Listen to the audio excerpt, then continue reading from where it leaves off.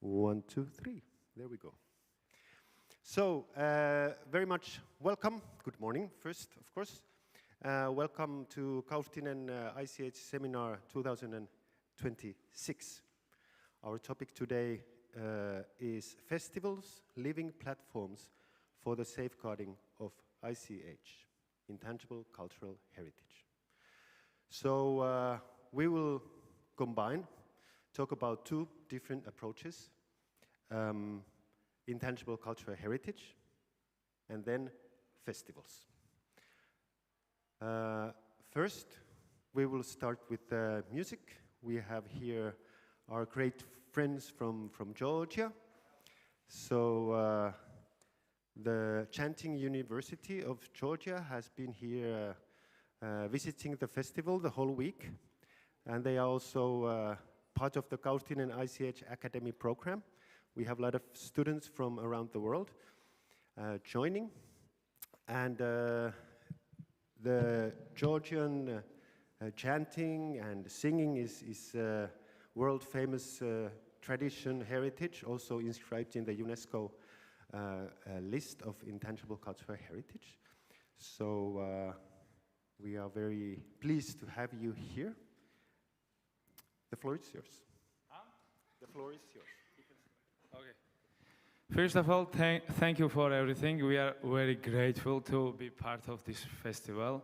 We really liked you, and we will be always thankful to be part of this Finnish family, the Kaustinen Folk Festival. Thank you for all of this. So we are, as you know, Georgian Chanting University students, and there is our teacher, Sergo Urushadze. And today, on this morning, we are give you some Georgian old music experience. This is the exactly same melodies, but exactly opposite variants of the region in Georgian. So yesterday you listened. You are the vineyard. East Georgian version variant. And today you are gonna listen the West Georgian variant of this chant. This is dedicated to Mother of God, as you know, the Maria, Santa Maria. And let's listen to these guys.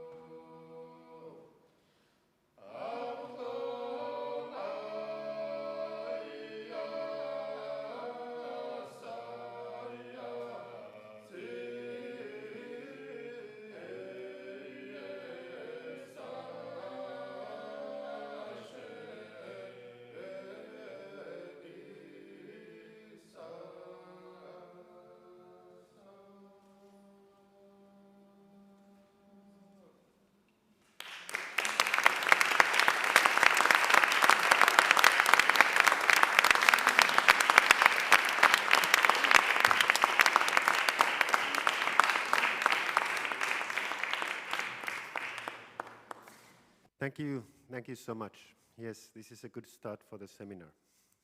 We will also hear the local Näppärit group in the middle of the seminar, and in the end there's also some little music to inspire us during the seminar. So my name is Matti Hakamäki. I'm the director of Finnish Folk Music Institute, and this seminar will examine the role of events and festivals as platforms and tools for the safeguarding of intangible cultural heritage. It will highlight what the UNESCO 2003 Convention and the concept of living heritage can offer music events, including increasing interest among a broader and more diverse audience and strengthening the social significance of festivals. The keynote address will be delivered by Professor Hanna Schreiber, and a panel discussion of the topic moderated by Anne-Mari Hakamäki, the program director of Kaustinen Folk Music Festival, will feature Joe Frost, a long-time journalist of Songlines magazine, musician Freddy Lundh from Sweden, and Joe Frost from United Kingdom. Then we have also in the panel Balázs Weyer, director of Hangveto organization from Hungary, and then Johanna Eurakoski, program director of the World Village Festival in Helsinki, Maailmankylässä. So we will be in the panel kind of try to find the things that we see at the festival when we walk around the Kaustinen Folk Music Festival, and we see in practice what you hear and see, how those things are related to safeguarding of intangible cultural heritage. The concept of intangible cultural heritage, it's not very known in many countries, and there are a lot of people from the field working with traditional music who have been working for long times and actually safeguarding intangible cultural heritage, but they haven't used this concept. They haven't used this word. So what we are aiming here with these seminars and with this seminar is to combine kind of the folk music scene of Europe and the world, people working with folk music and folk dance, traditional music and traditional dance, and then the UNESCO concept of intangible cultural heritage.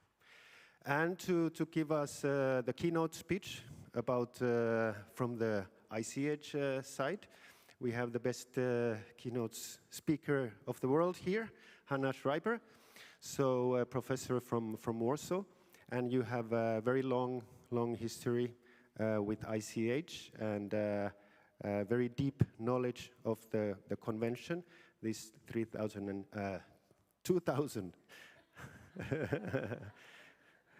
not yet, 2003 convention.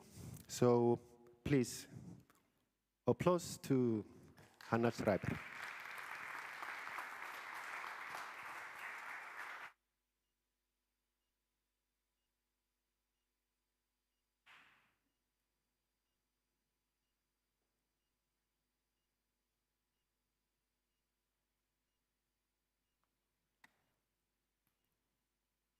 Good morning, and thank you, Matti, for your overwhelming words to be presented as the best keynote of the world is really something. And it's not a burden at all, of course. But I would just like to say that it's a real honor to be here and a real pleasure and a great fun. And I, as a long-term researcher, have never had an opportunity to be introduced or to have my lecture being, introduced by such a wonderful singing. So I feel like almost a rock star that has a support before the concert. And thank you so much for your performance. Actually, it can hardly be a better place to discuss and reflect on the future of living heritage than the festival in Kaustinen, where heritage is not simply organized and performed, but lived. And here, what I could observe during these days, music is a relationship. It is really a community. And it is something that continues to exist because people continue to perform it, to teach it, to transform it, adapt it, and pass it on to future generations. And perhaps this simple observation explains also why the 2003 convention has become one of the most influential international cultural treaties of the 21st century. I would even dare to say of the 20th and 20th century. Unlike previous heritage conventions, and I think all of you know here the World Heritage Convention and World Heritage and UNESCO label that are being assigned to tangible monuments or sites, these conventions shifted our attention from monuments, objects, and sites towards people sitting in this audience.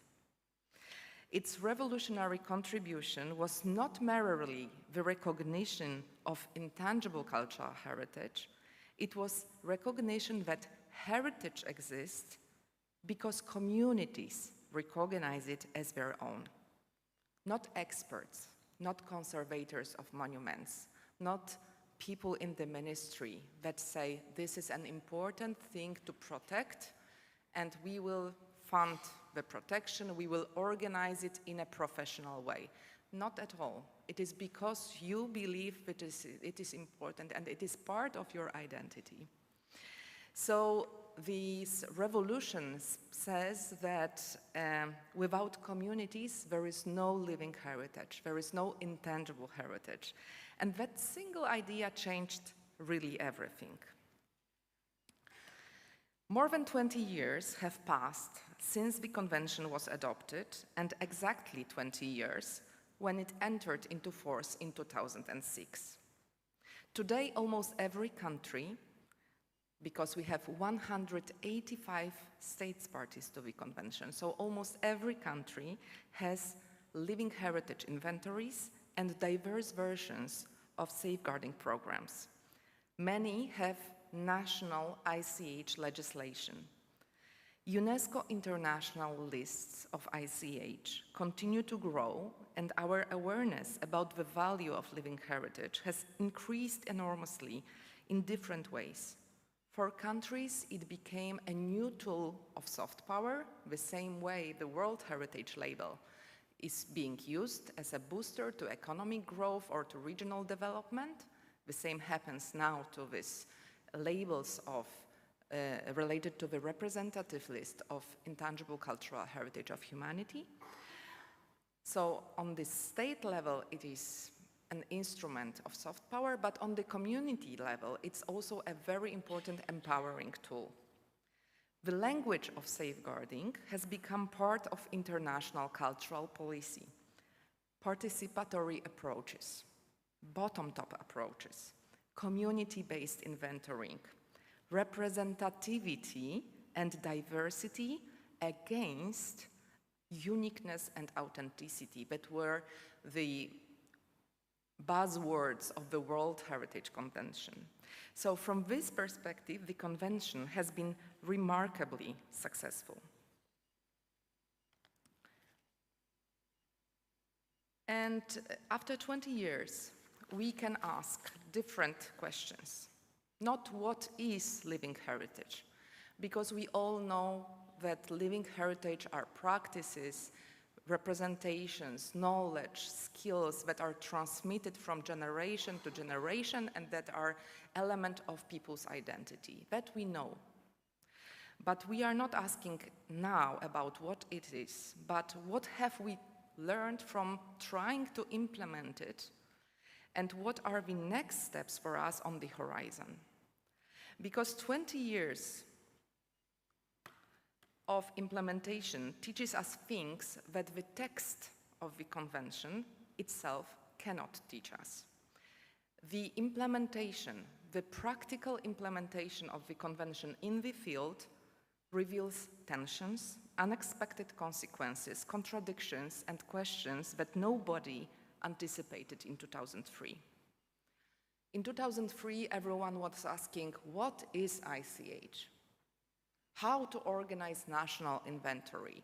How to raise awareness? 20 years later, we are on a different level. For example, in Poland, we are shifting from national implementation to implementation on other levels of governance, municipal ones. And we have intangible cultural heritage teams, for example, in Warsaw and in Krakow, organized within the structures of the city administration. So it's not the Ministry of Culture organizing the national inventory, but it's a city structure, the cultural departments that are trying to focus on living heritage on their level and on the ways on how to best to protect it. And I am having a privilege of leading from 2020, so for 6 years right now, Warsaw ICH team. And today I would like to share with you my very recent unexpected lesson. And it emerged not from reading the convention again and again, but it emerged from observing what happened recently in my country. And this is a very recent, like a lesson that started in April. So I brought to Kaustinen a very fresh thoughts about the convention. And it really changed my own understanding of the convention. But before I enter into this, let me just come back to the basics, so come back to the definition. For almost 20 years right now, my research evolved around this concept. And when I first encountered the convention, I was fascinated, as everyone was, so I was not very unique in my fascination, by this concept that communities, groups, and in some cases individuals must first recognize something as their heritage, and that these practices, representations, expressions, knowledge, and skills are only valid and can be labeled as intangible cultural heritage if communities themselves recognize it as such. Not external experts, not ministries, not agencies, not professionals, not researchers, not professors, but communities themselves.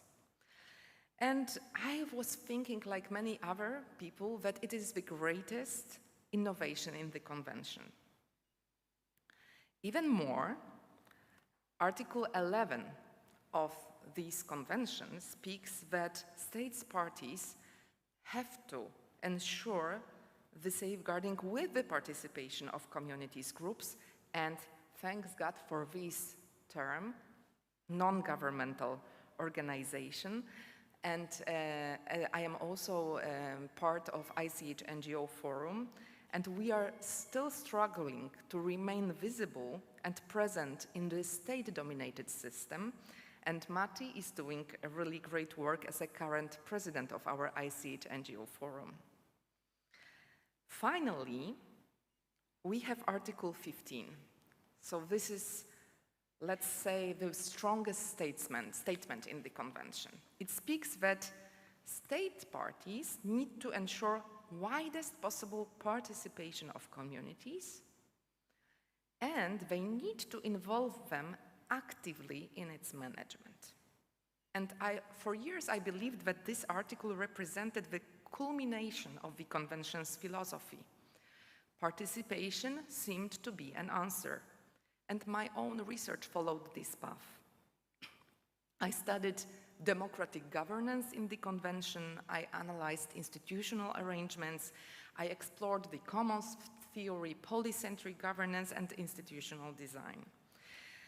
And again, I was returning to one question. How can communities participate more actively in safeguarding?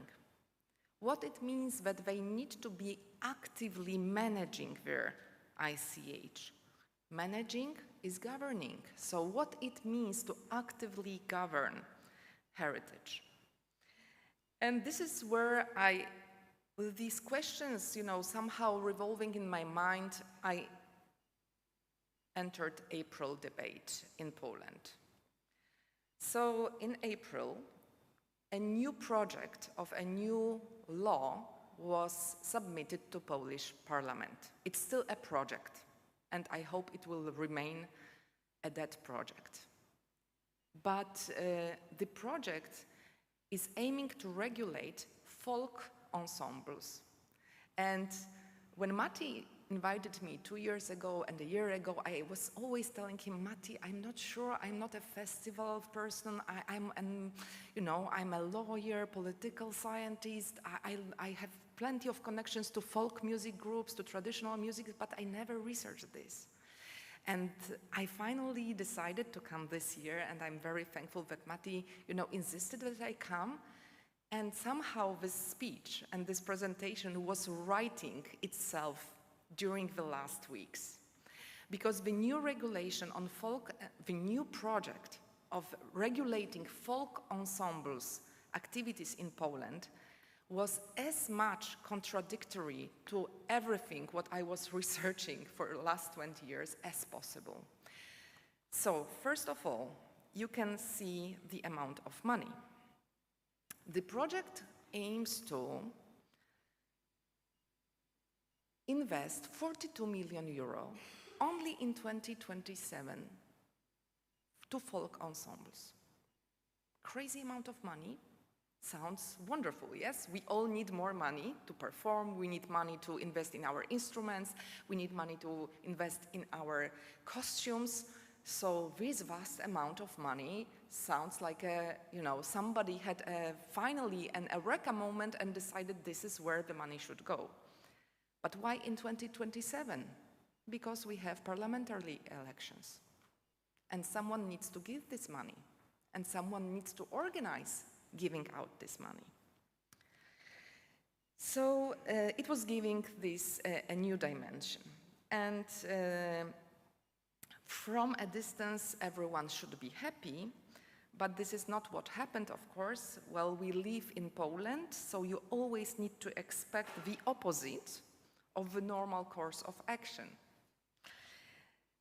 And instead, many organizations representing traditional musicians and folk ensembles and folk artists and NGOs and researchers and heritage practitioners expressed serious concerns and called the new law very dangerous. And why I call it a social engineering? Why? First of all, lack of any consultations. The idea of several MPs was, to have a nice legal regulation that will give them some popularity before the campaign will start. But the second problem was introducing unnecessary categories and burdens. So first of all, the idea of the project is to take the competencies from the Ministry of Culture to the Ministry of Agriculture and to organize a new register of folk ensembles to be run by the Agriculture Modernization Agency. It is so far away from culture sector as possible, and we can ask who will run this new register? And we are asking questions, why the only remaining folk ensembles in Poland will have to register? So there will be no funding if you are not registered. And if you are to be registered, you need to prove that you are folk ensemble. How do you prove it? What categories do you introduce to have a folk ensemble, a folk music group, folk music band, be recognized as folk music? So what do you need to fill into this new category? You need external experts. You need new positions in the administration to be engaged in funding the money, in registering, and in certifying whether the folk ensemble is enough folky and enough traditional. So you see the problematic side of the legal regulation. Who will be given the money? When? And obviously it is introducing, because of the new administration system, a whole area of requirements together with statutes, together with some ideas like, for example, and I'm citing the new project, one person can only be a member of one folk ensemble. I think this is already enough to sound super dangerous when you look how we mingle and how we interact when playing folk music and how many folk ensembles we do take part in different ways, differently organized. So even more, I was looking with fascination here in Kaustinen to kids from, you know, those little, very, very little who are barely aware of what's happening around them, but they have fun with playing and singing already, to the real grown-ups. But our new project says that you can only be a member of a folk ensemble if you finished 18 years old. So if you are adult. Where is intergenerational transmission? So restricted participation. And you know, all these things that are so in contrary to what we expect to be the source, the soul of living heritage, is in this regulation. And very soon this debate became something different from what the authors of the project really thought it will be. It became a discussion about the philosophy of designing any tool in the area of living heritage.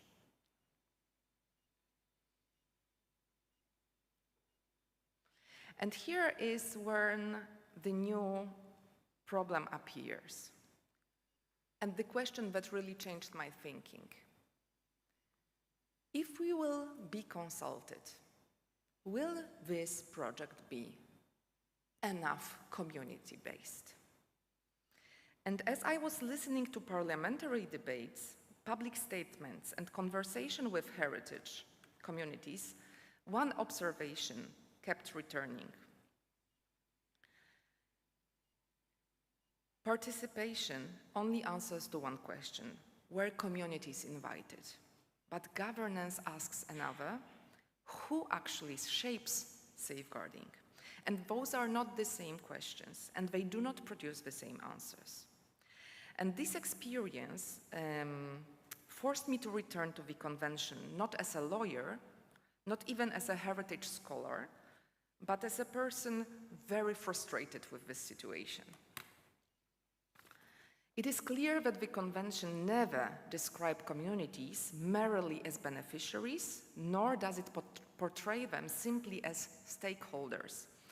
Communities are recognized as creators, as bearers, as transmitters, and as active participants in safeguarding. And this is a profoundly different ontology from many traditional public policies.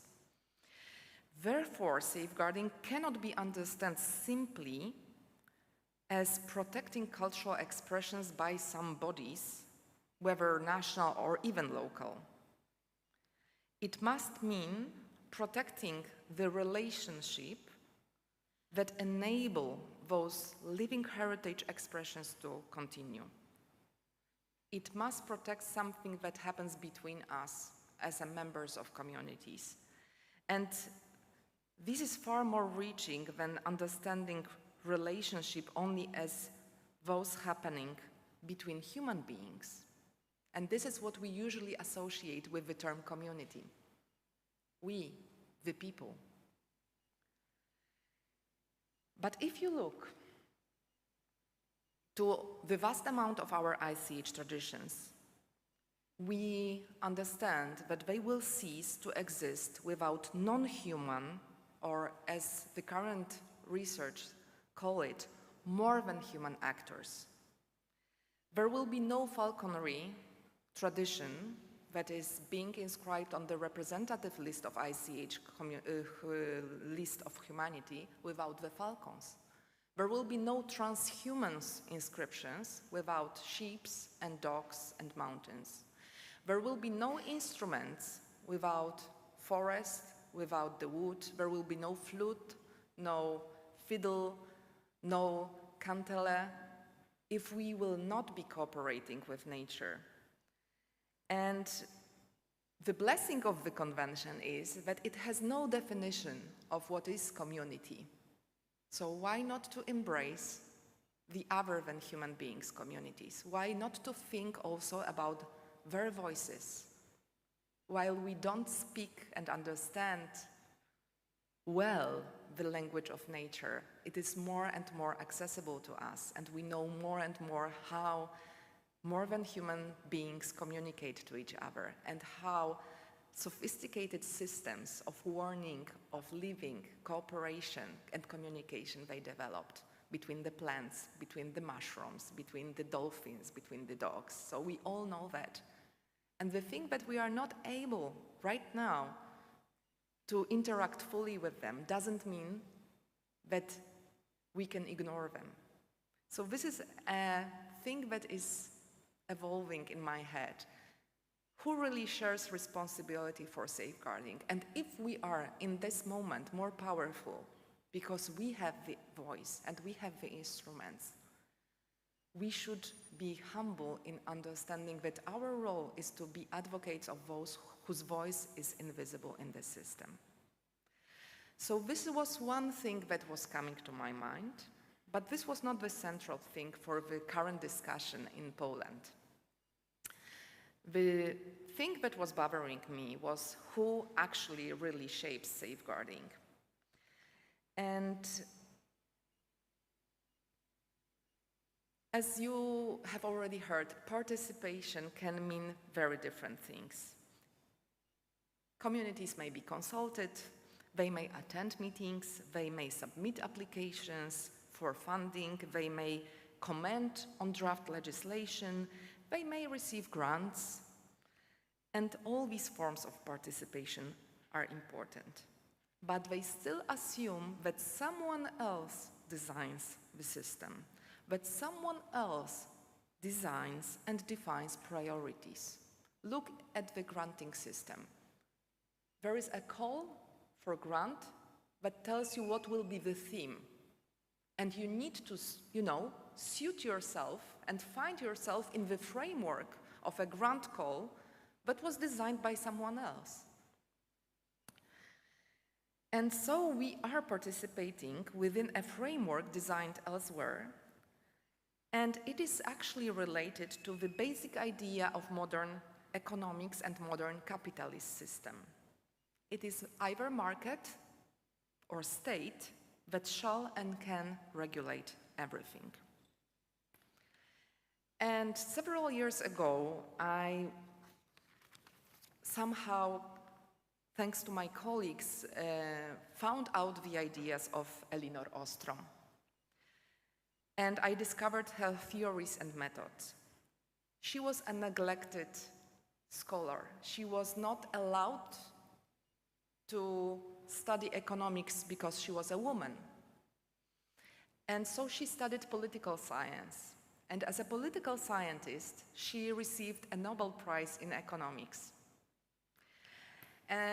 Why? Because she challenged this widespread assumption that the external market or the external state can govern and solve our community life dilemmas in a most effective way. She questioned this idea, and through her research that happened all around the world, she demonstrated that communities themselves develop sophisticated institutions capable of governing shared resources, for example, such as in the case of irrigation systems in Spain, or and fishing in different areas. Yes, the fishing is not happening on an unorganized way.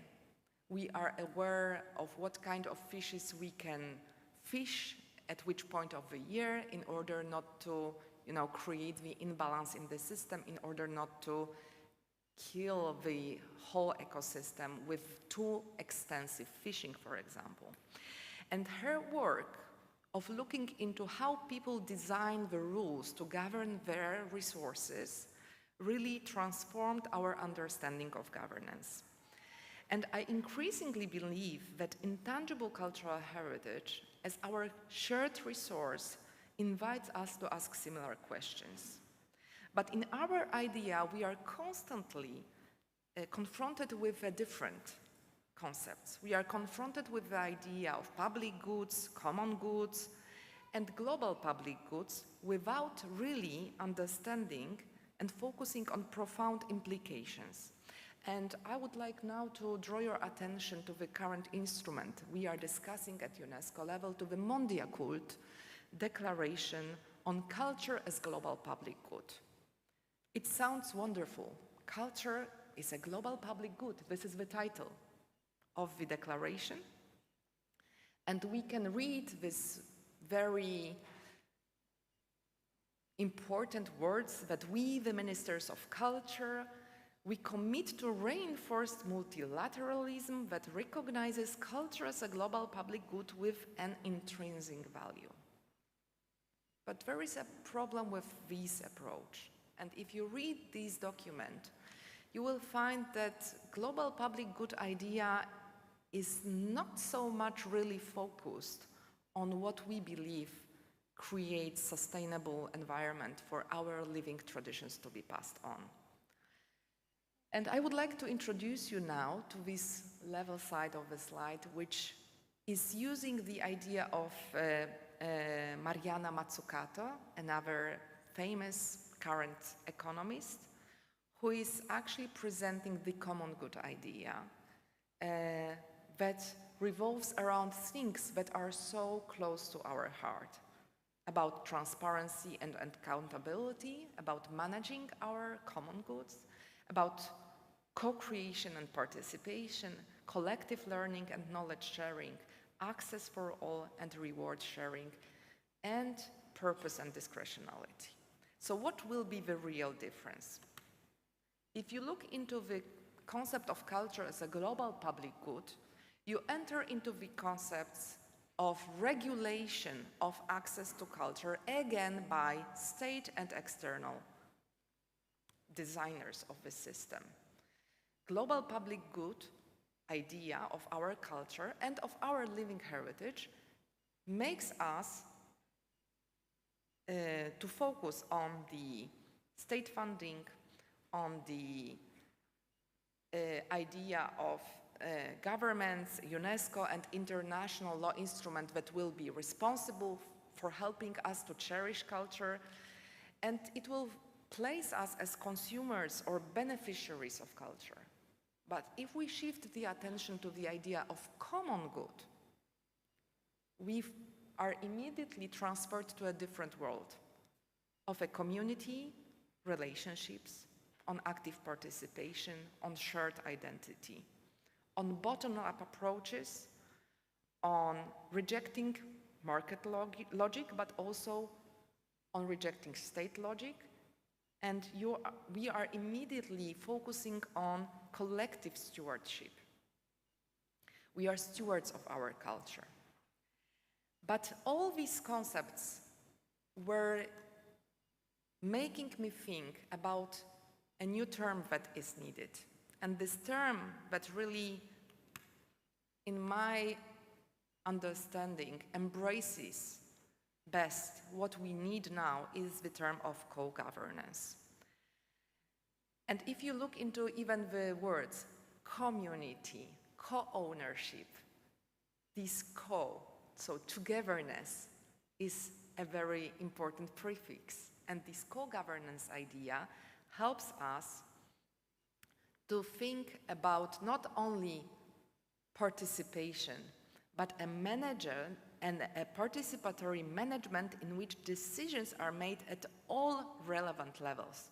It will not be possible for some MPs to propose a new legal regulation without really involving actively in designing the whole system, communities, groups, and individuals concerned, according to the co-governance idea.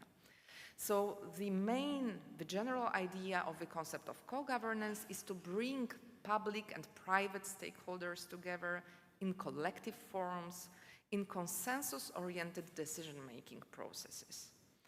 So it's principle of subsidiarity, taking decisions at the lowest possible level of authority and creating new checks and balances on the overall decision-making activities. In this sense, I entered into the idea that it is not only a procedural difference, it is a different philosophy of safeguarding. Because our living heritage is our commons, not because it belongs to everyone, but because its continuity and its vitality depends upon collective responsibility. Songs survive because people continue singing together. Craft traditions survive because masters continue teaching apprentices. Festivals survive because communities continue organizing them. And no ministry can replace these relationships, these nested, very diverse relationships that are happening here during this festival. Nor can any museum or any university. We are here because we invest in this relationship altogether. And these relationships are making this festival strong and transmitted and making us all feel welcome here. So, what will be the role of public institutions? They remain indispensable, but they cannot safeguard and govern living heritage alone. Their most important role is not to manage, not to govern living heritage, but to create conditions in which communities can continue governing their own cultural life. So this is what happens when we are here together. These relationships, these meetings between individuals, between the groups, this feeling of the spirit of quadrille that requires following some rules, but also it really is open to some who are not able to follow every particular step. But the sense of community that we experience by dancing quadrille, and I danced it for the first time in my life, and I really enjoyed it. This sense of community and of this new relationship that are being instilled in us is what really will keep this festival going on. And I would also say that there are plenty of challenges coming on, and we are all embedded in the situation of the new epoch of uncertainty. We have war near us, very near us. And we see how living heritage is being attacked as a source of identity in Ukraine. And the Russian aggression really proved how powerful our ICH could be as a shield against these new forms of hybrid war, new forms of propaganda and disinformation. But there are other challenges, the AI revolution that is happening right in front of our eyes, and that is changing the way we practice, we share, we document, and we transmit our heritage. So there are plenty of things that are happening around us, and we are the generation that is experiencing the time of uncertainty, and we cannot predict what will happen. We cannot predict what will happen next week. We cannot predict what will happen next year. So, where is the source of our stability and security and the feeling of safety? It is what we do together. It is how we invest in this transmission of our practices. It is how we value our relationships. It is where our first shield is being created. So what will be the next chapter for the convention? I'm thinking a lot about it right now, looking into this discussion about the folk ensemble project regulation and about the real philosophy of the 2003 convention. And I think that participation, which was a revolutionary idea 20 years ago, was only the beginning. And what will really make a difference is to shift from participation to active co-governance by all, at all different possible levels. And I wish that this festival will remain as vivid and as beautiful and as empowering for communities as it is now. And I would like to thank you for your attention.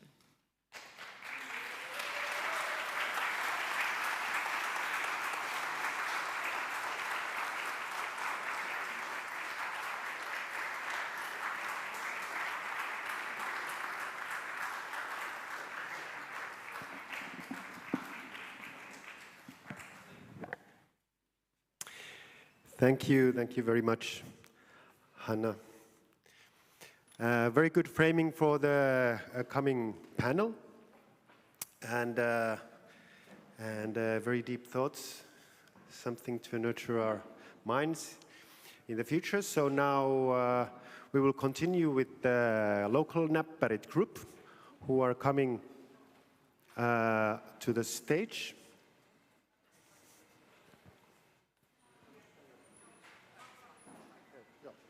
Okay, so I will just introduce one of the teachers, Anni Järvelä of Näppärit.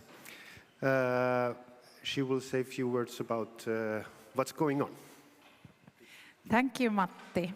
Yes, the group that is appearing on stage at the moment is called Näppärit. And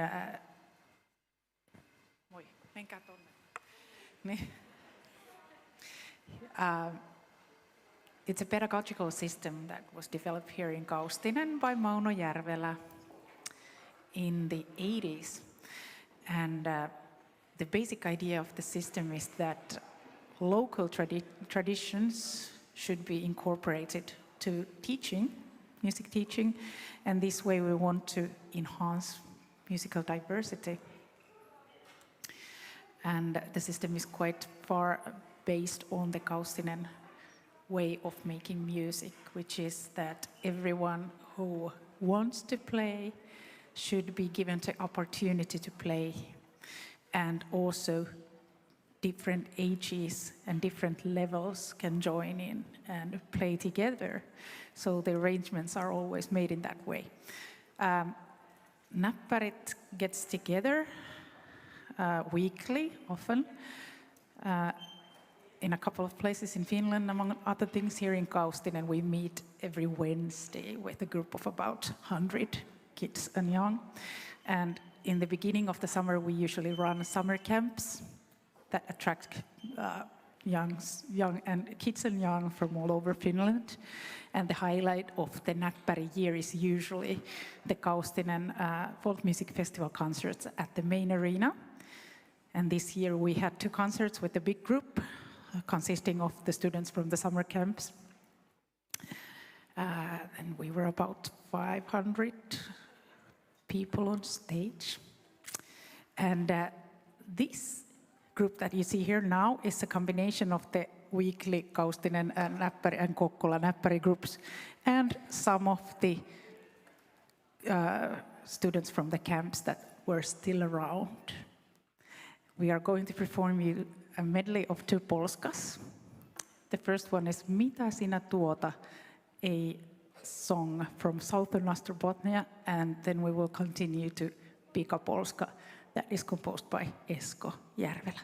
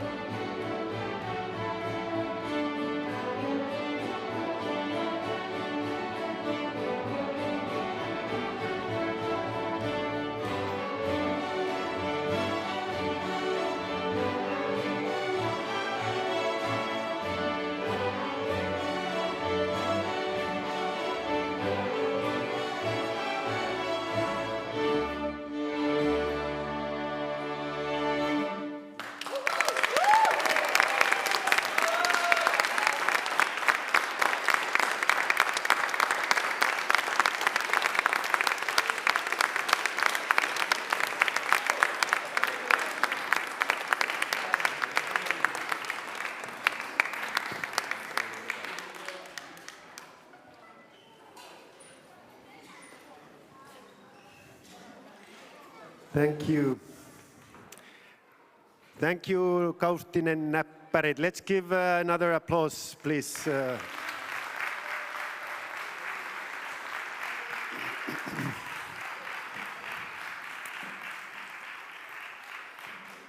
The children and the youth, but also the teachers and the parents, they are working very hard during the year, so they will deserve all our respect and appreciation. Thank you. This is always amazing to have this possibility to show the kind of the words that we talk in real life, in real flesh.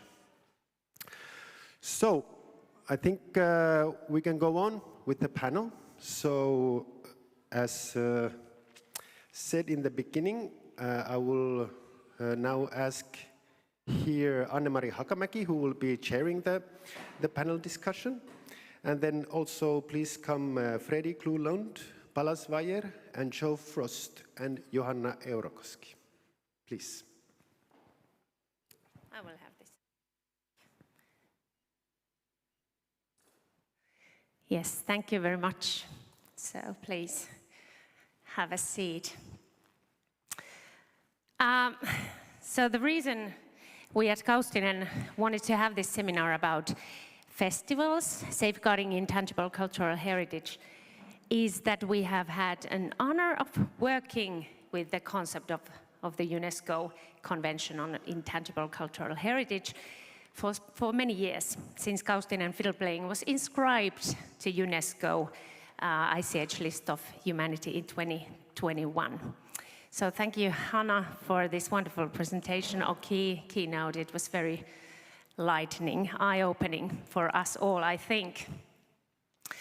So yeah, my name is Anne-Mari Hakamäki. I'm being the program director of this wonderful festival, and very honored to have these lovely people on the stage with me. So perhaps we begin with, if you could introduce yourself and maybe share your first thoughts on this theme as well. Yeah, hello. Freddy Lundh, or Freddy Clue as artist name, is my name, they, them pronouns.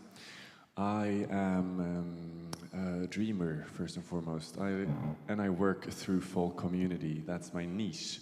Folk music, folk dance, and also folk costumes, as the one that I'm doing here, Bäckadräkten, Sweden's first queer folk costume. And I also work with festivals, and I play music through my name, Freddy Clue, my own folk music and traditional music. And I love to bring people together in all of these different legs of my expression. Hello, I'm Joe Frost. I'm a freelance music journalist, originally from London and now living in Munich in Germany. And this is my very first time at Kaustinen, and I'm very happy to be here. I was also formerly editor of Songlines magazine for nearly 20 years, which I suppose is where I first encountered the whole concept or the whole idea of intangible cultural heritage. And that, I suppose, has really shaped my career, sometimes unknowingly, but I'm sure we'll come on to that a bit more anyway. Hi, I'm Balázs Weyer. Very happy to be here. I think Kaustinen is one of the best practices of what just been discussed in the opening lecture. And I have too many first thoughts about what we heard in this presentation, but I think we will discuss this in this panel mainly. I'm an ethnomusicologist by training. I do research, but also produce festivals. I'm more on the practical than the academic side, but I also run a summer school on intangible cultural heritage. And yeah, this is basically my passion, but we'll talk more about that.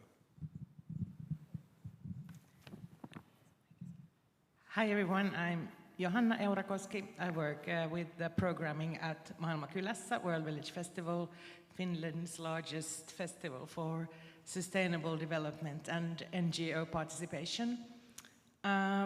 For me, intangible cultural heritage, it's like living culture. It's what we have around us every day.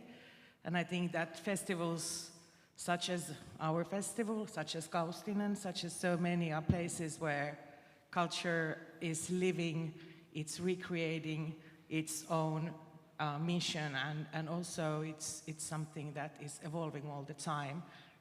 We try to create spaces for people and cultures to come together and renew and rethink about what cultural heritage really is. So shortly, before we go deeper into this topic, how do you feel now, staying here for a couple of days maybe, and experiencing all this Finnish folk music and dance traditions, and of course the others as well, coming all over from the different countries in the world? How do you feel? What are your experiences from here now of the Finnish way of doing things? I mean, I think it's wonderful. It shows that it's important for so many, and it's also something that creates energy and explores people's sense of community. So I'm very happy to be here. You want to? Sure. Yeah. It's my first time as well, must be said, and I truly love it. I really look up to what you're doing, what you're creating, and yeah, I feel safe, I feel heard, I feel seen, and it's through all of these beautiful people here today as well. So I'm very happy to be here. Kaustinen is a festival that I've known of for probably about 25, if not 30 years. I'd never really fully appreciated its importance or how vibrant it would be until I walked onto this site. It feels like weeks ago now, but it was only 2 days ago. And just the fact that there is music everywhere, you can't escape it. And the whole point of the fiddle tradition, and again, I didn't appreciate that the Kaustinen fiddle tradition was part of this rather grandiose, intangible cultural heritage. And on paper that sounds, I think it's quite off-putting, but actually when you're here and you can feel it, and then it becomes, it's so vibrant, and it makes complete sense. And I think the thing that keeps coming back to me is this whole, it feels like a huge, big community, and it's been so welcoming, and it has really changed my view of actually how important it is to recognize these traditions. Yeah, I don't know if you are aware or if the locals are aware, but Kaustinen is a legendary place in our small or not so small bubble.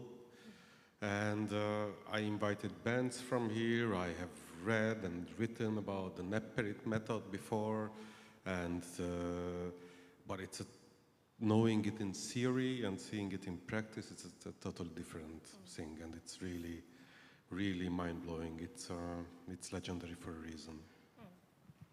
Oh, this is so nice to hear. Thank you. So, is the concept of ICH safeguarding the idea of keeping the traditions alive for the future generations familiar in your own work? Can you give any examples on that?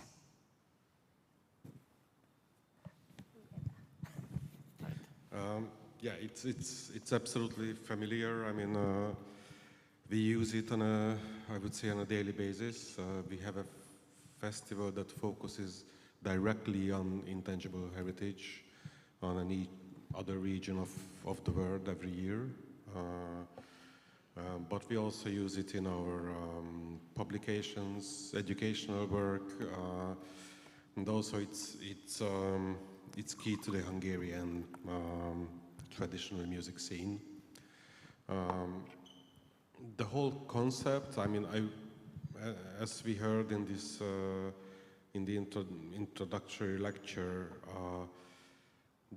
the community, introducing the community as a part of that in the 2003 convention. I think it's key, but I'm also a bit frustrated because I think it's a lot of it remained only on paper, because the UNESCO is a political institution, it's a intergovernmental institution. So at the end, it's government to nominate and government to decide. It depends on the countries how deeply communicates, participate in these processes. And there was a legendary figure, the face of the Hungarian folk revival at the late 60s, early 70s, who just died recently, 2 months ago, Ferenc Schreiber. He was behind the inscription of the Táncház method. And I really love what he said once, that tradition is not a prisoner, so it doesn't need to be guarded. And it's not sick, so it doesn't need to be taken care of. And in this, I think it's what's the essence of tradition, that it's important to keep it, but it's important to allow it to change and allow it to evolve and allow it to breathe. And obviously it's risky and everybody's afraid of if we leave it, if we allow it to change, will we lose it or will it change totally? But I think we need to accept that it has always been changing. But it's a fluid nature of change, like how we are changing. Ourselves are replaced every 7 years, but still we remain the same. Obviously, with every change, something is lost, but if it remains the same identity, then the essence is kept. So I think this is key to our approach to intangible heritage.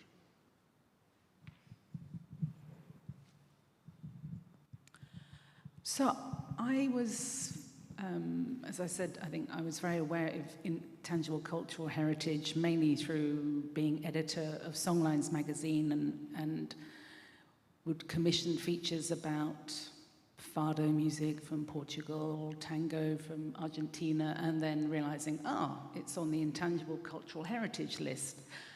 But I have to confess, it wasn't until being asked to speak on this panel that I realized, the UK has only been part of this whole convention since 2024, when they decided to ratify the treaty, which got me thinking, why has it taken so long for I know the UK like to always do things differently, and we can be very awkward in many ways, but I found I was just telling Anne-Marie, I fell down a whole rabbit hole of looking into this and wondering why it was that we've taken 21 years to see that this would be a good idea, especially because the UK was actually one of the founding members of UNESCO, and they have always recognized the whole World Heritage sites. You go to many places all over the UK. I drove past one last week, Stonehenge, and there's a big sign, UNESCO World Heritage Site. So that is very familiar, I think, and will be to many people, the whole concept of a World Heritage Site, that tangible thing. But this whole idea of intangible cultural heritage, I don't know whether it's a language thing, but having now delved into it more and discovered whole documents online from the British government, they've approached it in a very different way, and then they seem to be not using the word intangible cultural heritage, but using the term living heritage, which I think is possibly maybe easier for people to understand.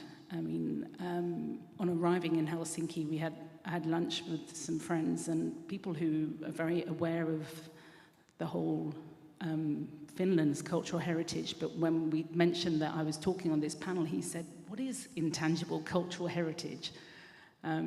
So in a way that can be off-putting, I think.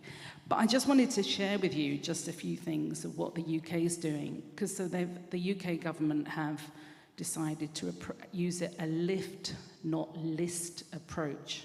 And I thought, what is this? But really, it's in the very early stages, and they have decided to, there's a website, and anyone can submit whatever they think is a living heritage.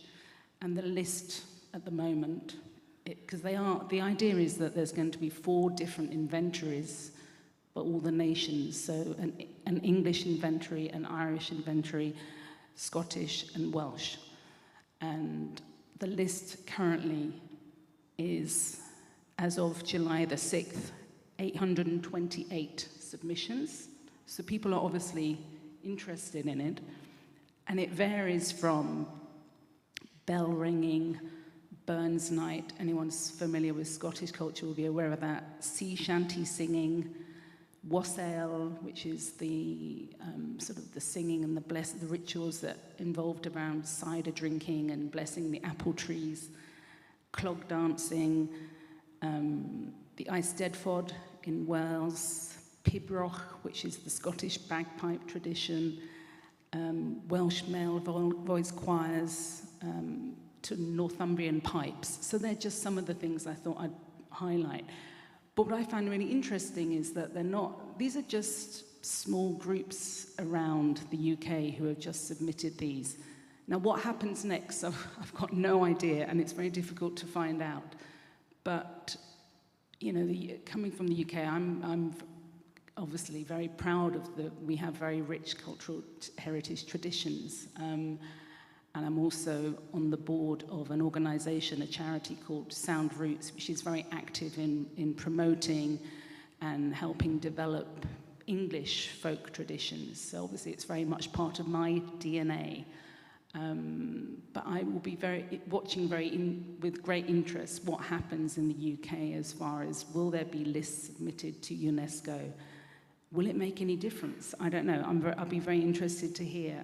On evidence of coming to Kaustinen, I feel maybe it will make a difference to maybe Morris dancing from the West Country of England. But does it need that recognition?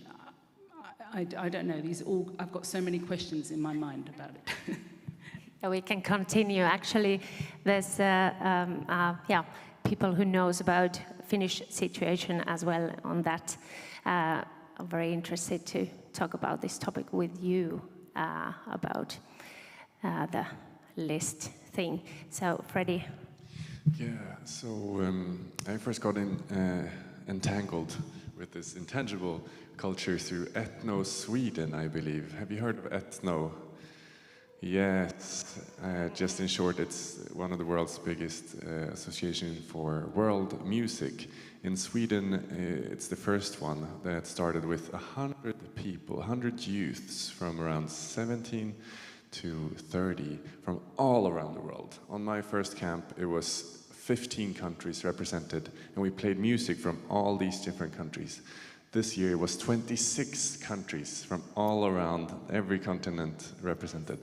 Incredible. And this is like why I do music and why I came into this folk culture, folk music, folk dance, and folk costumes. And that's why I also happened to come into this immaterial, intangible culture through my own work with this folk costume. Because I just wanted to fit in. I wanted to have a new kind of folk costume, and because I didn't feel connected to any of the traditions that we had. I didn't grow up in the tradition. So I created my own and also got to know myself as queer, and suddenly this first queer kind of folk costume just emerged, and it was picked up by one of the intangible culture associations in Sweden as like a thing, that this could be one of those things.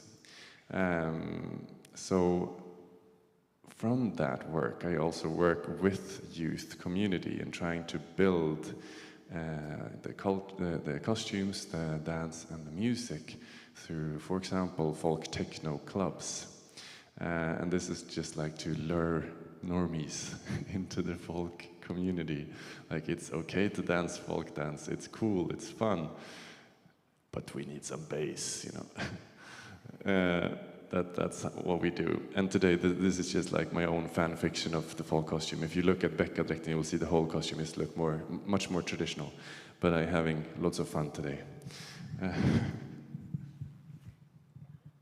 Yeah, well, firstly, I mean, this is like very interesting for me because this is exactly like the evolving of the cultures, what I'm personally working with at World Village Festival as well. So you have a lot of like traditional Finnish or traditional British, Hungarian culture, but then we have the globalization, which is like bringing, especially, well, in many countries already before, but now in Finland, like for instance, World Village Festival has been going on for 30 years, and we've been bringing cultures from all over the world to our programming. But then again, who decides which cultures are like representative at our festival? How do we make sure that the representation is right, that the voices are heard of the people that should be heard? Who should be heard? That's something that we need to struggle with a lot. So for me, also the intangible cultural heritage, I was actually saying to Anne-Mari, I don't even know how to pronounce it when I was talking with her.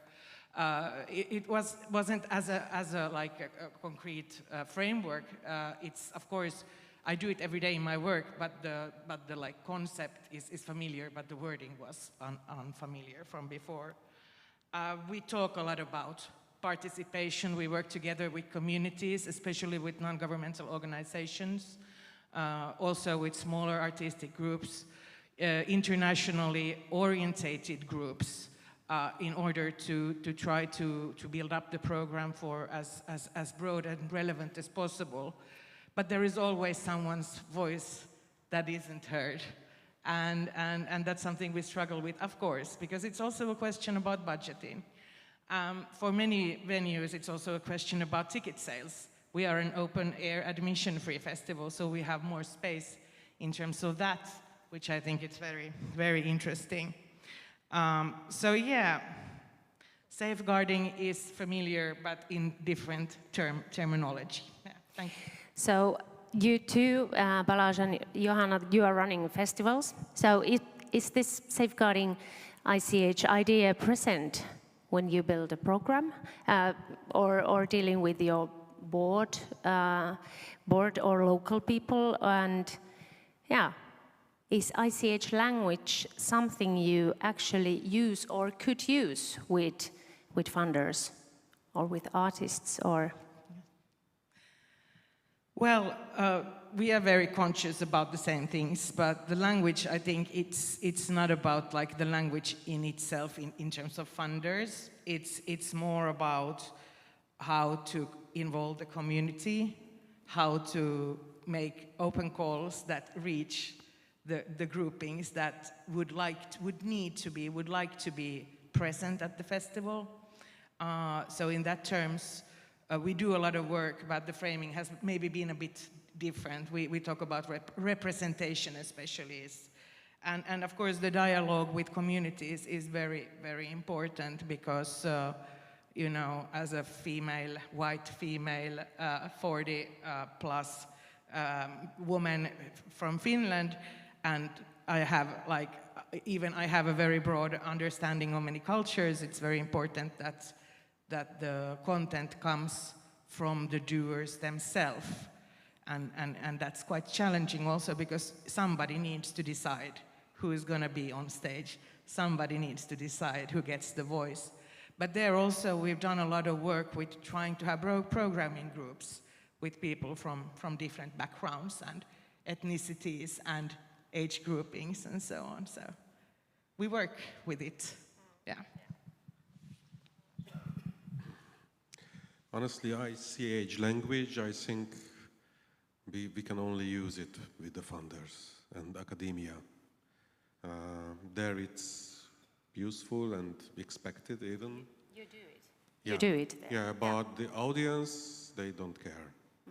about that. I mean, it's not. I mean, the word heritage. It's a much more broader known concept for some reason, and it's.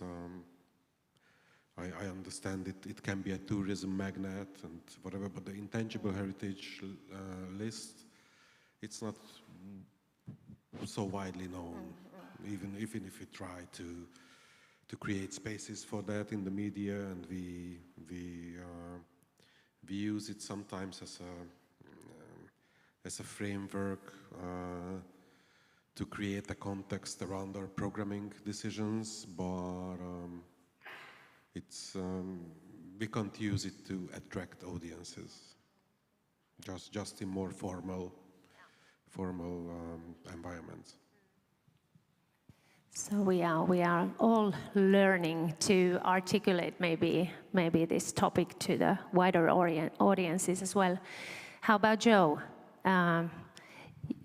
Does your work choosing what to write about, which traditions to cover, and which musicians to put on a page, like, does that feel an act of safeguarding to you?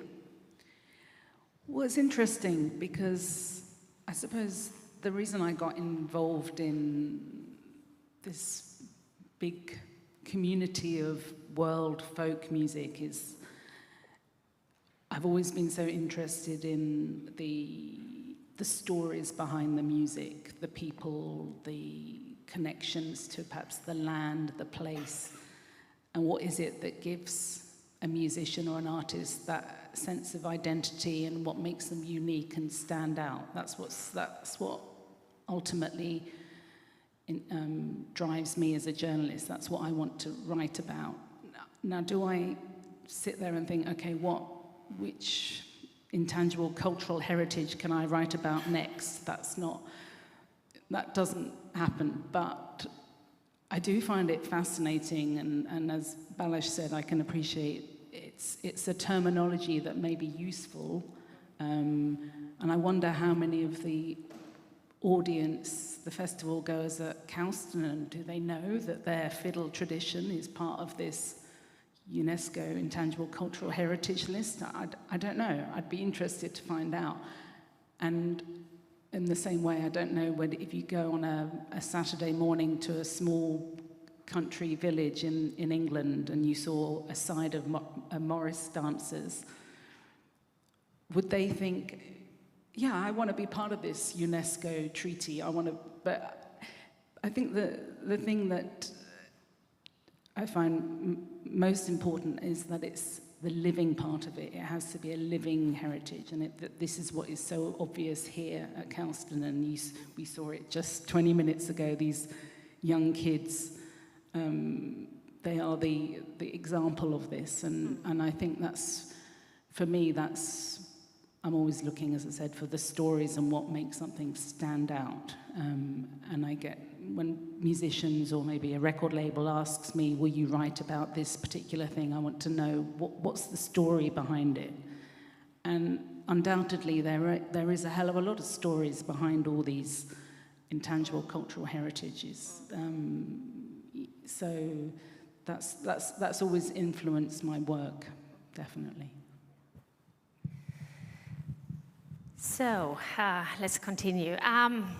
When a folk musician goes on a stage, it is a performance of creative art, but at the same time, it is music making of a tradition bearer, as you were talking about it in the morning in the press.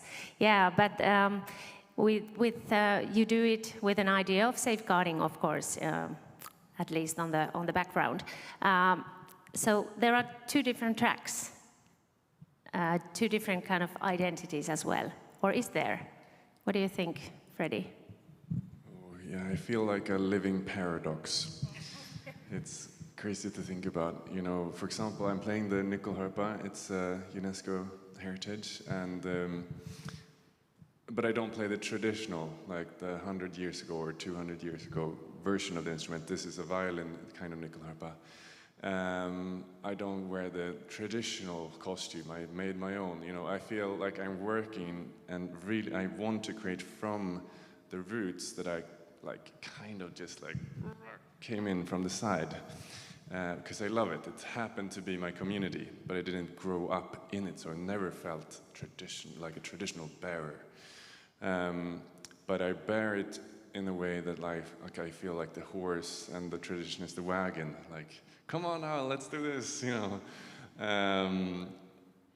With that wagon, I want to really respect it. I want to learn from the seams that has been working for ages, and I do that in my costume. But I want to see what people, and because I work with youths, how they are feeling and what they are experiencing, and how they live and express themselves, that's the word.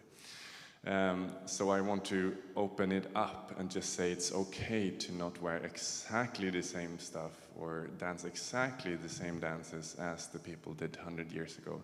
Some people say you need to fit into these frames, but just a little door, open it up, and that helps to keep it alive, I feel, to lower the bar to step into tradition.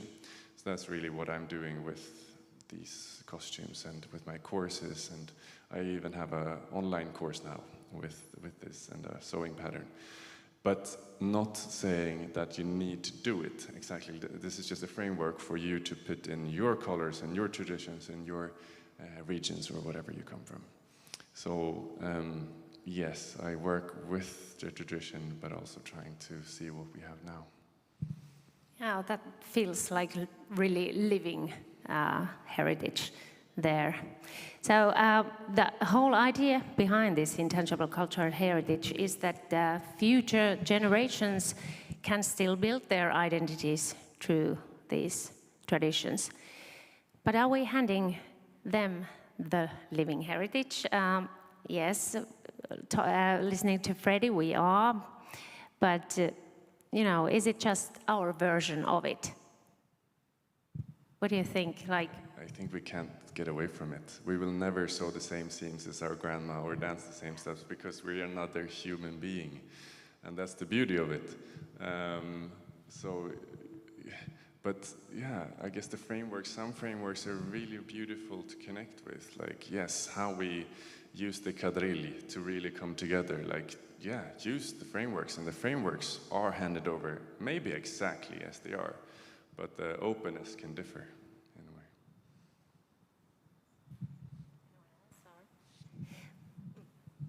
I mean, it's natural if our life is not the same. The life is changing. We are living in different circumstances. People have always been singing about their lives. We are not working in the fields. The songs that are about working in the fields are not so relevant to our lives now, but there are more eternal, universal topics that still resonate with us. A lot of things lose their relevance to future generations. Other things arise and will be incorporated into the traditions, and I think that's natural. If otherwise, the heritage would be distanced from our lives, and that's fading away on the long term. Heritage needs to be used and lived in our everyday lives. When we were talking about if people are aware that the Kaustinen fiddle heritage is an intangible cultural heritage officially inscribed by the UNESCO or not, I think it's not a problem if they are not, because it's a bit like you're not thinking about health when you're healthy. You're thinking about health when you're sick. So if you are living your heritage, you just call your friends and say, "Come over, let's play," and you don't say, "Come over, let's safeguard our heritage."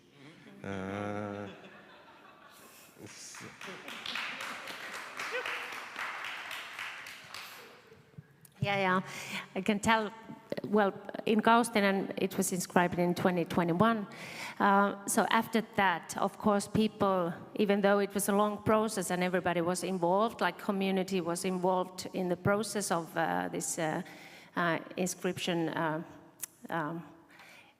process. So people got more aware when the day came and everybody was like, okay, this really is a precious thing that we are doing. So we got to begin with new groups of fiddle players, and you know, it flourished from there on. It has been flourishing until this day, so hopefully, so it really gets people to realize their value, what they are doing. And it's wonderful there, I think.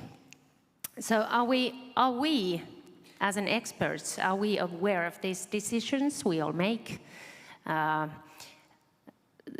it affects the reality of this, what I'm reading here? Are we aware that decisions we all make here as an experts affects the reality of these traditions after 100 years? What we do now affects on the future. Are we aware of that? Yes, I think probably we are. But I think there's a real paradox here, which I'm sort of fighting with. And it's interesting hearing you give the example of what's happened in Kaustinen, because from my perspective, being involved in an English festival equivalent, the Manchester Folk Festival, which is part of the English Folk Expo, it provides a platform for folk, acoustic, traditional musicians. So in some ways, I think it's important to have these platforms and this framework, if you like, and possibly have this recognition that it's an intangible cultural heritage. But then you come here and see how organic it is and how it's so homegrown and it's part of people's DNA, and which sort of then feels like in complete contrast. I mean, if with this recognition comes more money or funding, then I think in some respects that would be a good thing, although hearing Hannah's really interesting talk about what's happening in Poland and this new legislation, I've got lots of questions about that for Hannah afterwards, but you need to completely avoid any input from people who have got no real connection to the music or to the art or to the culture, who want to then implement their own rules and regulations. So there's so many problems with it, I think, I can see. But I think ultimately Kaustinen is proving to me that it's, you know, it's a good thing, and I hope that in the UK it is something that will also be a good thing, and that people will see it as a positive, and that it's not just recognizing a tradition that might be something to be put aside and valued in a museum or something, but it needs to be evolving, it's living, it's breathing, it's living through the music. Let's see. I just wanted to add something, I guess, about the Polish case. That it's a very similar thing happened a few years ago in Hungary. A lot of money has been poured on the folk music movement, and I think it's one of the easiest ways to destroy a community. If you want to destroy a community, just pour a lot of money on them, because the community cohesion is fueled by the fact that we have to fight for it. We have to make effort. We have to invest. That's what keeps the community together. That is something that differentiates us from everybody else. And this is our love to the actual thing. If senseless amounts of money without any strategy gets into the system, then this is totally a danger. It destroys the bottom-up nature of the community, and I think when it happened in Hungary, it was a bigger danger to the movement than the era of repression. Repression, it means that, okay, our thing is in danger, we need to protect it, we need to we need to keep together to protect it. It strengthens the community. So even if that's obviously not good either, and some funding, some money is useful and rightfully expected to let these communities work and do their own thing, but this exceptional investment, or how shall we call this, this is dangerous. That's very true. Yeah. The question from the beginning was something with, do we understand about that we will transform and shape after 100 years or something like this, right? Yeah. Okay, just yeah. I don't know if we're thinking about leaving a trace or tracking the history in that sense. I come maybe from a little bit of a different point of view, as I'm working more with the non-governmental organizations and the right for the people to come together and present their thoughts and art and whatnot. But I think that we do understand the role for us at World Village Festival, what we play for minorities and communities that have somehow they have maybe the experience of not being fully accepted by the society. I've heard a lot of stories about people who've been born in Finland but never experienced because their color or because of their some other, like something that they feel that they are a little bit outside of the society. So even culture is a lot of art, it's a lot of like music and dance. It's also about how people come together and how they feel as part of the society. And I feel that in that way we made a big contribution for many people to feel that they have a place where they can express themselves freely, where they feel as they would be a part of the society. And that's also, because that's something, we've been always evolving, and some places have been more international than others, but I think in that perspective, yes, we try to remember to keep alive as many different angles as possible. That's in Kaustinen, as this is quite a small village, municipality of 4,100, I guess, inhabitants, so it's actually very, very important that we have this international festival here in this small place, that we get to feel and experience all these diverse cultures as well. It affects on the local culture or the living heritage here. I was just thinking about it because I was very aware of this like expertise thingy because as soon as I started touring with this fall costume, these folklorists came to me and was like, I wrote an essay about Bäckadräkten, my fall costume. So imagine 100 years from now, people found this costume in a vintage store, and what does that tell that people about our heritage now? And it's also in 2 museums out in Sweden, like a permanent exhibition. So I now feel like this huge responsibility to say what it's actually about, because it's now officially stuck in tradition. I will not be able to touch their archive ever. I've not even tried the costume out that I actually made. You know, we just needed to send it up to the museum, so I feel this huge responsibility to, like, in words, in show, in music, and through stories that I tell on my shows, to say that you are invited to do your own thing, and etc. But it's just looking at it in the monitor in a museum. Yes, I understand that this has, like, changed a course in many years to come. So maybe before we go to the questions from the audience, maybe one word, thought, or phrase even. What does intangible cultural heritage mean to you right now after this discussion and falling into the rabbit hole thing? Well, the word that I keep coming back to, I think, ever since I've become slightly obsessed by this topic, when you emailed me about it, is community.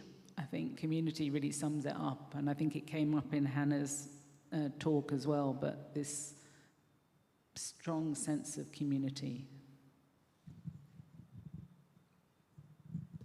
Okay, well, I actually have quite much the same idea of the community and how it brings people together, but also that it's not something that happens in museums. I mean, museums are a great part of understanding where it all comes from, but it's something that is really living and evolving all the time. It's also very, very important to remember.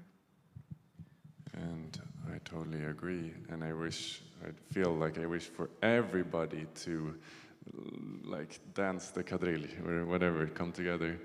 And I really feel a responsibility for my own festivals to bring in people with the money to actually see what they're funding and to know, and for them to tell their colleagues that this is something beautiful, because they need to experience. We're all humans, otherwise the funds probably will drop away. So I'm very inspired. Community, but I would also use the word participation, because I think in most of history, music has not been art. It was a participatory activity, and at a point in history, we put it on a stage, closed it into a box, and the audience became passive. But normally, the audience is also participating, it's active. There is no real boundary between the performers and the audience. And so I think one of the mission of our events, and Kaustinen is fantastic in this, is to bring down the performance from the stage and bring it closer to the audience and let them participate, because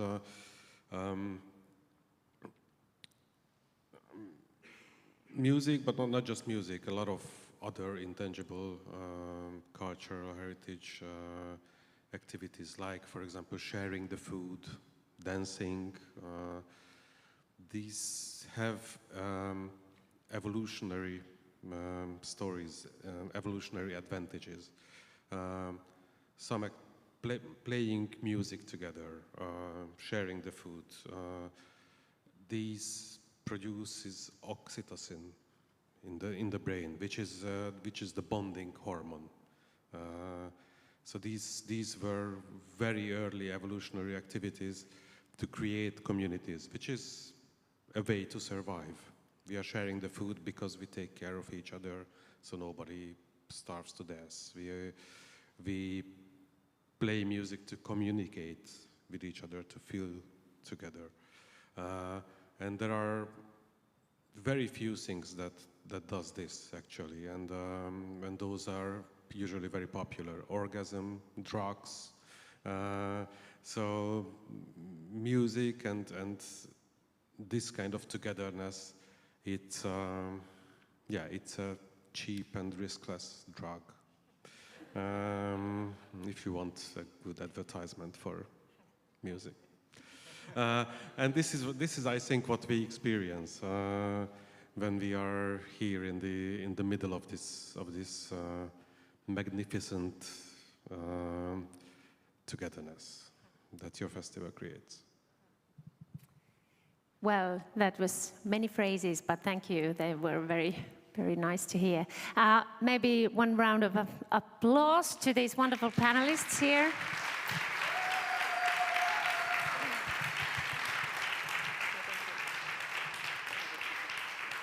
So maybe if somebody has some questions, there's a mic.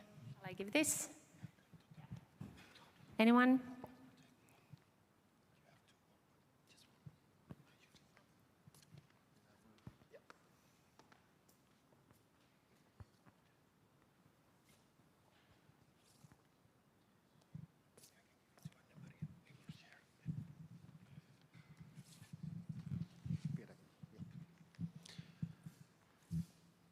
Lena, please. Good morning. Thank you for the excellent discussion. My name is Leena Marsio. I work for the Finnish heritage agency Museovirasto, and I've been coordinating the convention in Finland for 12 years now, and I have serious difficulties in being in my bench here, but I try to be brief. So, I mean, for 400 years around, we've had the concept of heritage, and it's been really a lot of talk and a lot of funding, a lot of efforts going into tangible heritage, to buildings and castles and manors and to museums and museum objects. So we're actually living quite a big turn, an intangible turn. So heritage is also about people, everyday life, the things we do in our lives. So I think that's one of the really the best things about the convention. It's within all of us. But indeed, it's a question of power. It's about balance. It is about tension. The convention is ratified by state parties, and at the same time, it's for everyone. And I guess we, as the focal points, we are the guardians of it and the work we do. And certainly, as you mentioned, there is differences between countries. So if it's 185 countries around the world, the convention is one, but the implementation is 185 different things in our countries. I see the convention as a tool to be used for the vitality of these heritages, so that in 100 years they could still play the fiddle in the Kaustinen style, to be able to build those clinker boats in all of the Nordic countries, and to be able to do the borscht soup in Ukraine, whatever happens. Furthermore, it's about visibility and appreciation of the living heritage in our societies. I want to shift the focus here a bit. So we've been talking quite a lot about the lists, and it's just the top of an iceberg. So we have 4 elements now in the UNESCO list, but in the Finnish Wiki inventory of living heritage, we have 280 different elements of living heritage that 480 communities have put into that list. So in each and every country we have an enormous amount of different kind of heritages. Some of the last editions, just quite much referring to what Johanna, you were saying. So for example, Indian Durga Puja in Finland, a religious festival, or the Mexican Day of the Dead, or the Culture Days of the Deaf people, Roma singing, Sami handicrafts. So if you compare to this to the what are the lists, what are the things on the World Heritage List, or what kind of castles do we have in Finland, I think it's a marvelous chance that through these inventories we can make all of this visible, not just a couple of things that we have on the UNESCO list. So shift the focus to these inventories from the UNESCO list. Really wonderful to hear the great success from UK. We are really happy to have you on board, and we've been working closely together with them, and they were also a bit inspired by the Wiki inventory. And then from inventorying a list into safeguarding. So actually it's not about the things we or the communities and states put to some lists, to the beauty contest of different kind of heritages, but how do we actually work in these associations, in those education institutions, museums, archives? What are we funding? Who is getting paid? What kind of projects, what kind of groups are being funded? So we could support the vitality of these heritages. So my main point is to use this convention as a tool. It's something we can use as a reference between countries across the world to understand and to bring under this umbrella, so the folk dancers, singers, those who cook, those who ride the horses or work with the dogs or do the sauna traditions, that we are actually all under the same family and we can speak with the same terms. Thank you. Thank you. Thank you, Lena. Yes, very good. Any other comments, questions? Here. I think also you can take Hanna's presentation. If you have questions for Hanna, then this is allowed too. I'm just thinking, we've talked a lot about the importance of communities in keeping these different kinds of ICHs alive. And that makes me think of a concept I have from Ove Rundström, Dan Lundberg, Christer Malm, Swedish music ethnologist, who was writing a book about multiculturalism and cultures in general, where they talk about gatekeepers and gate openers. Because to become a part of a musical culture, you need to get into the community that safeguards that tradition, whatever it is. So how can we create more gate openers to communities and fewer gatekeepers? I think that's a very interesting and relevant question to how we keep community-based cultures alive.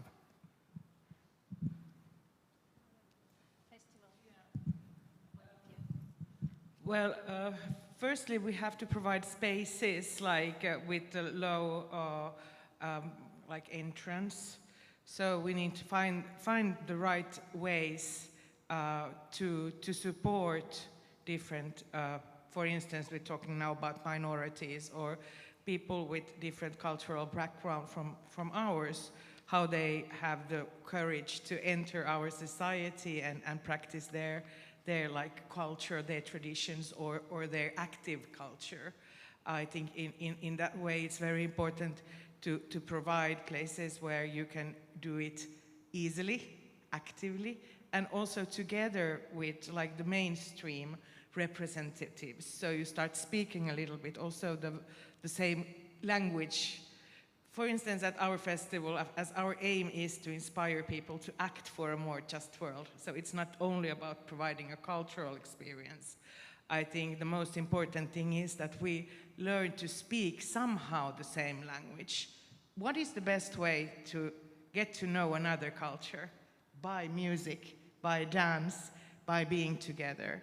So there is a lot of like different elements you have to take into consideration, but mostly to try to put down the step, so it's not a very high step to get into to do something. Start with small steps, and also encourage these different groupings of participation in an actively way. Find them. It's not only about saying, here we are, come. You also have to actively try to reach them. Wow. And I feel it's a lot of compromise. When you lower the bar, I'm not going to teach like a specific Polska dance from the specific area. I'm really trying to lower the bar and really do a very easy Polska, but maybe play a very difficult tune just so they get into the community. So I feel, or when I do a song teaching, it's the same thing. Like maybe I have the easiest tune, but it's like a compromise. Like I'm not showing the whole tradition, but I'm trying to lower the bar to keep people in. So that's a very specific idea of mine that I'm using to keep more or help people in. Yes, and then comments, questions, any more? Yes, please, here. Just wait for the microphone. Yeah, I'm from Norway.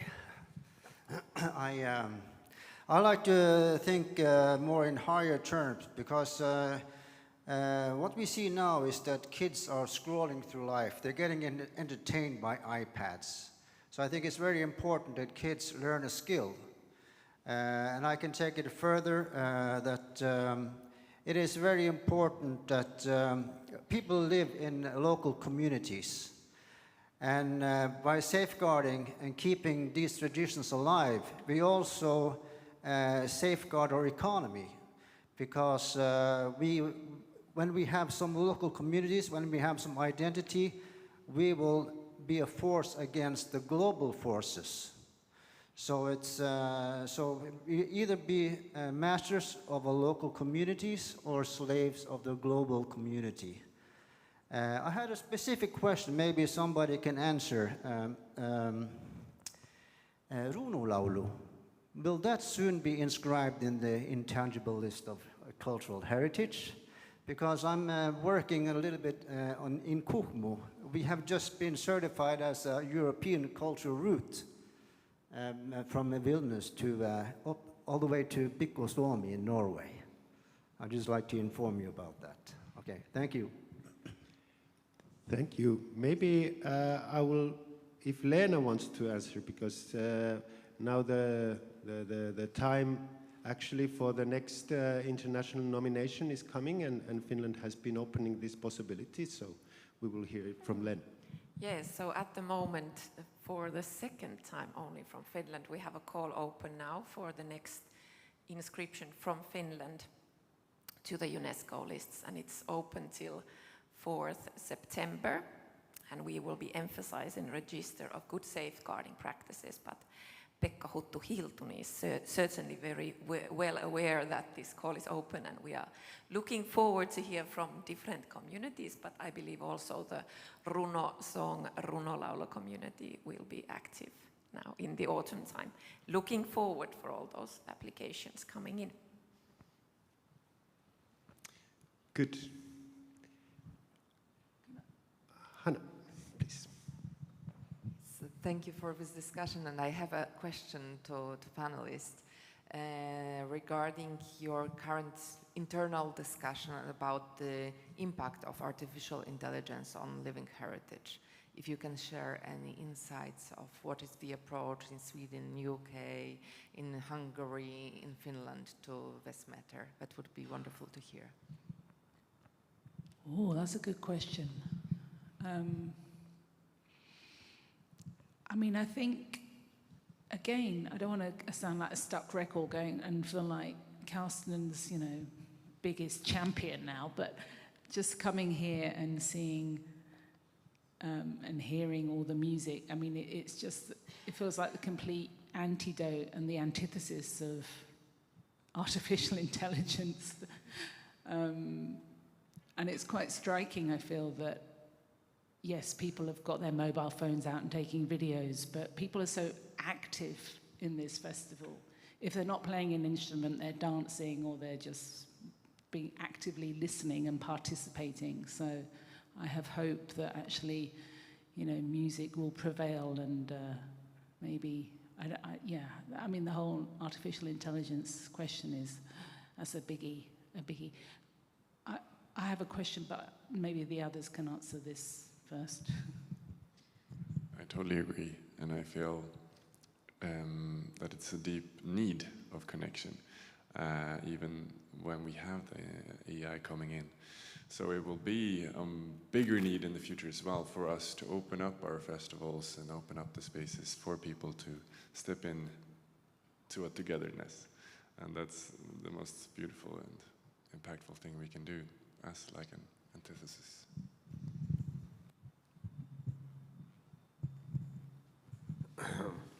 I think the artificial intelligence is a danger for mainly those cultures that are in endangered languages, because the artificial intelligence is a language-based models.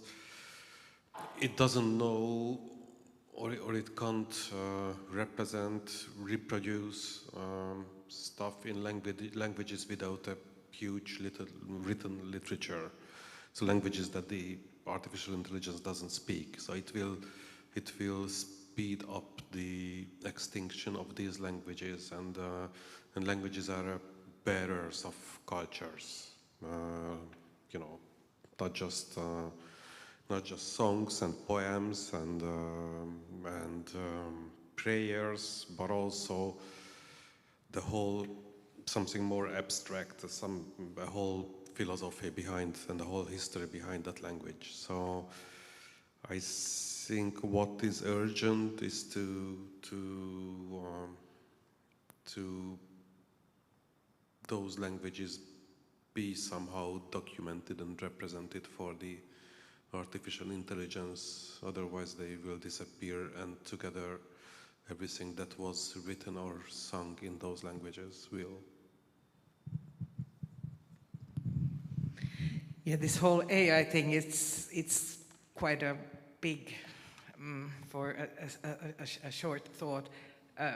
definitely on the same side with we need to like teach the language models about many things that otherwise will get lost. But then we can see also in our society, like if we think about the culture of coming together, that first we had Facebook and we had MySpace, and everybody was like thinking that now we're more together than ever before. We get to go to places just by looking at photos, and from YouTube you can walk a story in Shanghai or whatever, you know, like go to a store and see how it looks. But then we notice that we start to get lonelier even if we are more together. And I think that there is always a wave, and then there comes a contra wave, and I think that we are definitely going to need more festivals and more places to come together in the future. The only problem is that people are getting so lazy. How we get people to move up, lift up their little butts and walk and go and see. And that's like the laziness, it's inside, it's a character that we need to like contribute somehow. And also like how we can deglobalize, because there is a lot of like big companies wanting our attention all the time. And that's also like one of the biggest threats for all of this heritage. Also, I think give it a try, but I'm pretty sure that some of these music AIs like Suno, if you give a prompt that, I don't know, play me a cover version of Like a Virgin in the Kaustinen fiddle style, it will. And it will do it in a Kaustinen fiddle style that Esko Järvelä will probably hate, but the outside world who is not so familiar with the Kaustinen fiddle style will accept as the Kaustinen fiddle style. So the nature of authenticity will be probably watered up a bit with all these things at hand. But it can also, I don't know, it can also be in a way useful. Like there was a lot of criticism about Wikipedia, that it's, you know, it's not controlled, not academic, there is no quality control, but on the other hand it made knowledge more accessible, so it's always two sides of these things. So Joe, you had one question as well. I just had a question about the whole process for UNESCO. So there's when inventories are open for new submissions and people can submit them, what then happens? Who decides? Who is the gatekeeper? Who decides, okay, this will get UNESCO status, but that won't? Is there a jury? Can I be part of it? Yes, maybe this question is, and maybe we can have lunch together and also continue on this, but just to briefly mention, I mean, the processes may vary a bit across the country, but for example, we have the Wiki inventory, and every 3 years it's possible to apply to a thing called national inventory, and from that national inventory, interested communities can then on certain times, very rarely in Finland, in some countries like in Sweden, it has been once a year when you can state your interest that you want to apply. And then there are usually like national advisory boards or something like this, so an organ with 5 to 15 people who then make the decision. I see my Korean colleague nodding here as well, and the same in Poland. So sending in applications, and from those then these boards can then see which of them would have the best chances to fill in the criteria. So this is basically the process, but something from Poland. If I may add, this is exactly where I am so critical about, because on what base, on what kind of assumptions we take these decisions, oh, this will fit the UNESCO list best, and this practice maybe not. And there is a lot of hidden lobbying. It's not, so first of all, this is the moment where we have this external expertise of people who know better than the communities what will serve the UNESCO language, or what will serve particular state interest at the point, or what kind of a regional body was more powerful in lobbying for its heritage to be taken up and made more visible. And at the UNESCO level, you have again the expert body that is also, you know, evaluating all the nominations, it's evaluation body. And then there is a committee, intergovernmental committee composed of diplomats and representatives of ministers who decides whether we inscribed or not, upon the recommendation of the expert evaluation body. So we have a system of many levels that filter the communities. So we are speaking all the time within this convention about communities in the center, communities first, but the system is organized in a way so similar to all other systems that we know. So the communities are at the table, but they cannot speak and they cannot order from the menu what they really want. So this is like a very interesting situation. That's why I am bringing this idea of co-governance to change the situation in the table, to help them shape the menu card and to help them, you know, decide whether they even want to be part of this story. So in Warsaw, for example, we decided, we've been working for 6 years and we have only one nomination to National Inventory. Only one, because we focused on different things than on inventorying and on nominations. So in thinking about safeguarding ICH, I would really not focus only on listing.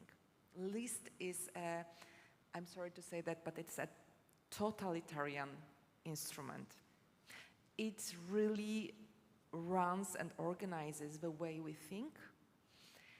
And there is a fantastic study written by Umberto Eco about the madness of collecting, where he looks into the ways lists and inventories were organizing whole our human life.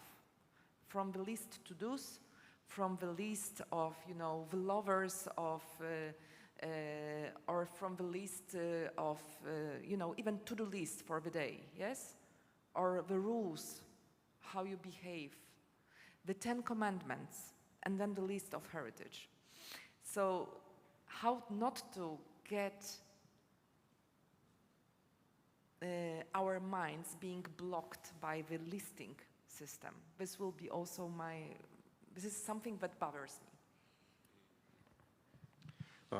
I think a very good criticism of this governmental nature of the decision-making in UNESCO is that there is no Roma tradition on the list, because the Roma are a stateless nation. There is no government to nominate their heritage. I mean, in most of European countries there is a Roma community, but it's never the primary concern of the government. There is always something more important.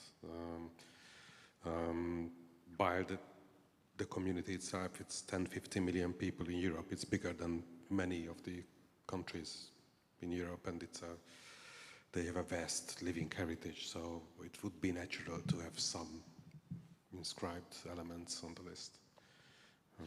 And there are a lot of other minorities in the world in the same shoes. Thank you. I think we will go forward and we give great, once again, applause to Anne-Mari. Great cheering and the panel, with all the panelists.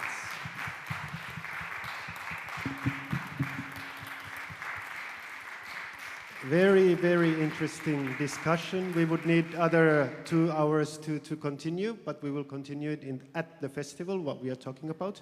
Freddy, you have promised to give us some music ending, so the other ones you can leave the stage, and very much thank you, but Freddy will stay here and have the official closing of the seminar. Thank you, the panelists and Anne-Mari, and I think especially in the end, talking about the inscriptions and the role of like the dual role of the convention. That on the other hand, it's the listing system. It's like a beauty contest. It's not like it's more like it's not the best ideas of humans. It doesn't like it's not the best. Whoops. But on the other hand, then the spirit of the convention is very, very understanding about communities and humans. So it's kind of this dual nature, but I really personally think that we also need the listing system so that people are aware of it. Because it really, we are not perfect people, we have these sides. And that's kind of human nature also. But I think this is the discussion we will continue. But yeah, thank you very much. You need a chair? No. I will just put the microphone and then you can go.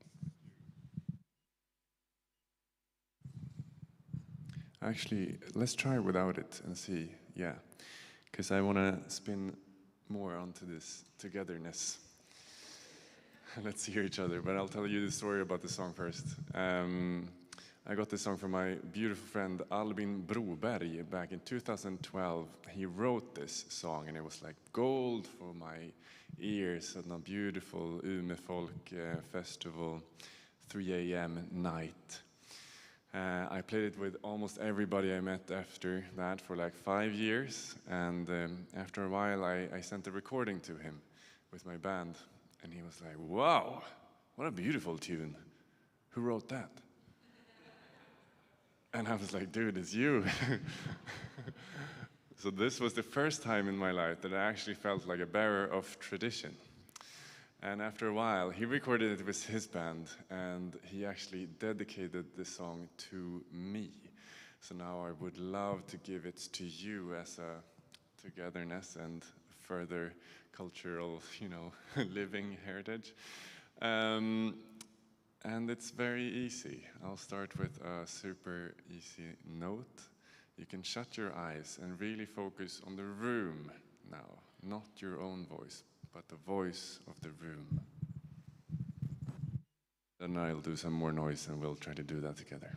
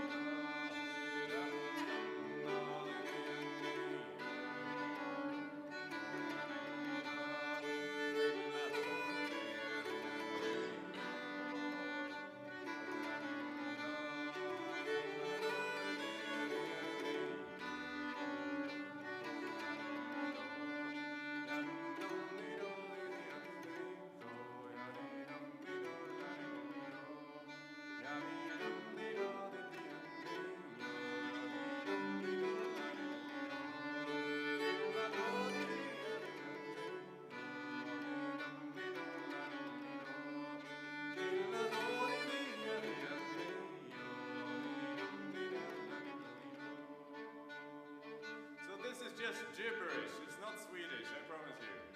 It's vowels and consonants, and I promise you, you can do the same. Let's try to sing this little melody together. Now.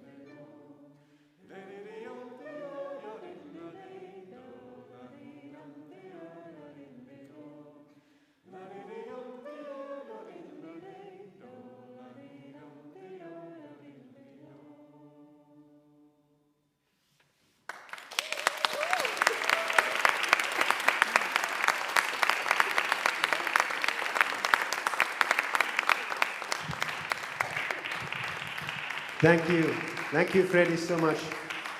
And thank you all. Have a great last whole festival day that we have here in Kaustinen. And we will see you next year in the next Kaustinen ICH seminar. So, have a nice evening.